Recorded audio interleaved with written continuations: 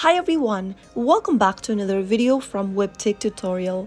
In today's episode, I'm going to be showing you how to enable Face ID on Binance. So let's get started right away since the process is quite easy. The first thing to do is to open your Binance application on your mobile device since the Face ID is available only on your mobile app. If you're using your iPhone, then you can easily enable Face ID on Binance application. Also make sure to log into your Binance account by entering your correct credentials, and once logged in, tap on the Binance logo at the top left-hand corner to open up your profile page. Now, tap on your name at the top of the screen, which will then open up the account info page. Click on security from the page, and then under security, tap on the passkeys option. You can add passkeys, including biometrics if you are using an Android device, and security keys, so that you can get to your account and secure it faster and easier. Tap on the Add Authenticator option at the bottom and then tap on Continue. Now,